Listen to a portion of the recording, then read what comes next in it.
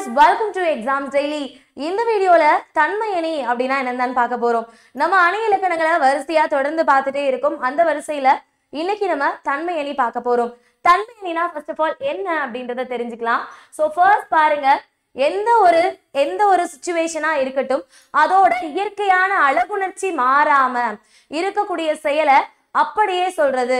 இது மோரோவர் நம்ம இயல்பு நவிர்ச்சி அணி அப்படின்னு ஒண்ணு பார்த்திருப்போம். அதோட சிமிலர் அப்படின்னே வந்து சொல்லலாம் தன்மை அணி. ஓகேவா?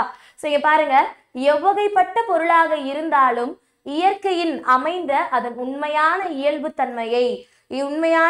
தன்மை மாறாம கேட்பவர்களின் மனம் மகிழுமாறு உரிய சொற்களை அமைத்து பாடுவது தன்மை அணி ஆகும்.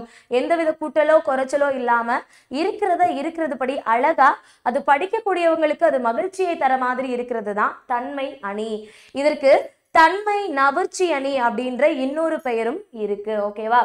தன்மை நவிர்ச்சி அணி எத்தனை வகைப்படும்னு கேட்டாங்கன்னா 4 வகைப்படும். ஃபர்ஸ்ட் ஒன்னு பொருள் தன்மை அணி, குணத்தன்மை அணி, சாதி தன்மை அணி, தொழில் தன்மை அணி அப்படின்னு சொல்லிட்டு 4 வகைப்படும். இந்த 4ஐயுமே நம்ம டீடைல்டா பார்க்கணும் அவசியம் இல்லை. சும்மா தன்மை அணிக்கு மட்டும் ஒரு எக்ஸாம்பிள் மட்டும் பார்க்கலாம். ஸோ இங்க பாருங்க, மெய்யிற் பொடியும் விருந்த கருங்குழலும் கையில் தனி சிலம்பும் கண்ணீரும் வையை கோன் கண்டளவே தோற்றான் அக்காரிகை தன் சொற்சவியில் உண்டளவே தோற்றான் உயிர் அப்படின்னு கொடுத்திருக்காங்க. ஆக்சுவலா இது என்ன அர்த்தம்னா, அந்த கண்ணகியோட அந்த உருவத்தை சொல்றாங்க, அந்த தோற்றத்தை.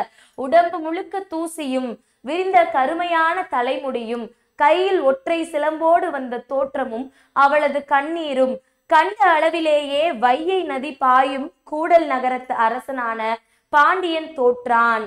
அவளது சொல் தன் செவியில் கேட்டவுடன் உயிரை நீத்தான் அப்படின்னு சொல்லியிருக்காங்க. இதெல்லாம் என்னது? இது கண்ணகியோட தோற்றம். அவ போய் பாண்டிய மன்னன் கிட்ட பேசினோடனே அவ சொன்னதை கேட்டு பாண்டிய மன்னன் இறந்துடுறாங்க. சோ அப்படியே நடந்தத இயல்பா அதோட அழகு குறையாம சொல்லியிருக்கிறதுனால இத தன்மை அணி அப்படின்னு சொல்லலாம். கண்ணகியின் துயர் நிறைந்த தோற்றத்தினை இயல்பாக உரிய சொற்களின் மூலம் கூறியமையால் இது என்ன பண்ணுது? தன்மை நவிர்ச்சி அணி எனப்படும் சொல்லியிருக்காங்க. ஸோ கண்டிப்பா புரிஞ்சிருக்கும்னு நினைக்கிறேன். ஸோ ஒரு இயல்பான விஷயத்த அப்படியே சொல்றதுதான், வேற ஒண்ணுமே கிடையாது. ஸோ அதற்கு எடுத்துக்காட்டு சிலப்பதிகாரத்துல இருந்து ஒரு பாடல் நம்ம பார்த்தோம். ஸோ நோட் பண்ணிக்கோங்க.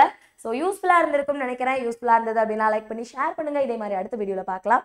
Thank you guys, thank you so much. உங்களுடைய தாட்ஸ் என்ன அப்படின்றதையும் கமெண்ட்ல சொல்லிருங்க. Thank you so much. அண்ட் நம்ம சேனலை சப்ஸ்கிரைப் பண்ணல அப்படின்னாலும் சப்ஸ்கிரைப் பண்ணிக்கோங்க. தேங்க்யூ, பாய்.